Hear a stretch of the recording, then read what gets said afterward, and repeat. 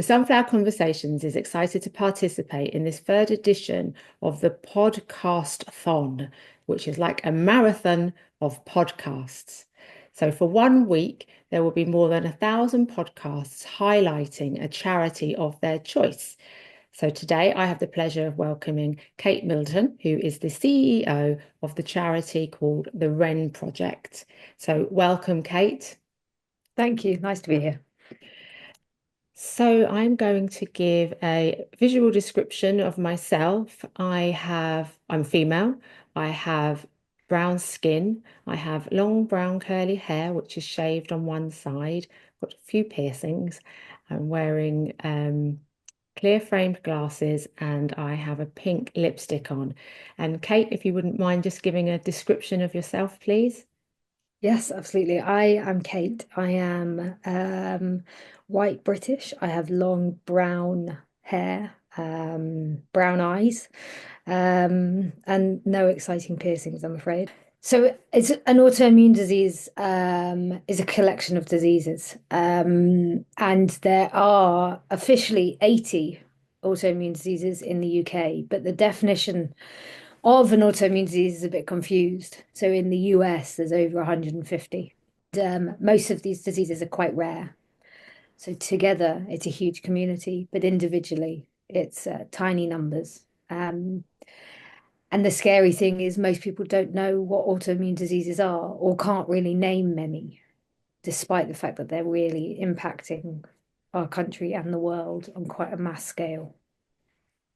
Yeah, because I think I have an autoimmune disease. I've got an underactive thyroid. Would that be considered an autoimmune disease? Underactive thyroid is an interesting one because lots of people do have autoimmune diseases with underactive thyroid, such as Hashimoto's disease or autoimmune thyroiditis. But you've raised a perfect example of a symptom that most people with autoimmune disease will experience.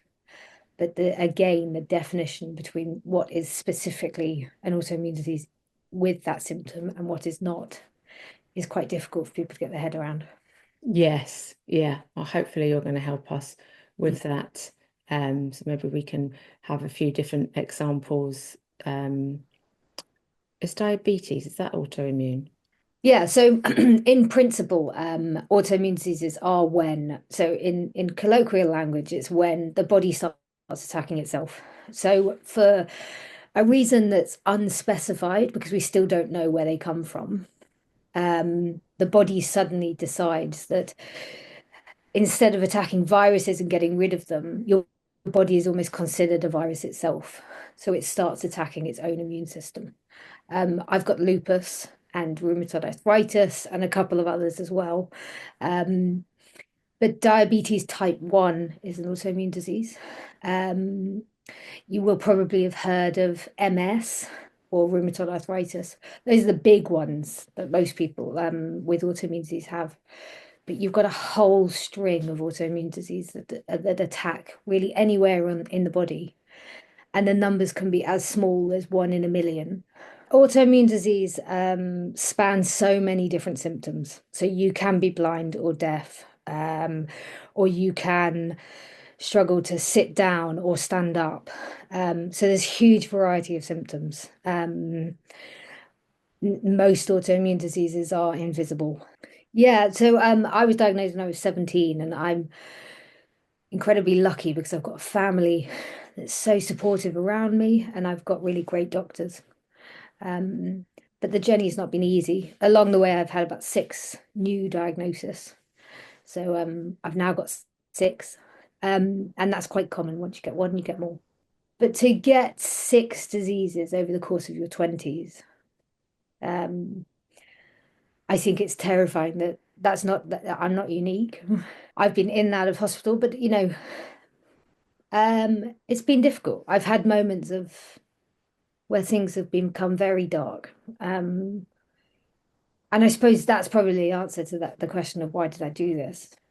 Because I think I could have benefited and now do from someone that's independent to talk to, that's not a doctor, because doctors are wonderful, but they tend to focus on the physical That's not a family member that is devastated about what's happening to you and loves you so much and wants to fix it.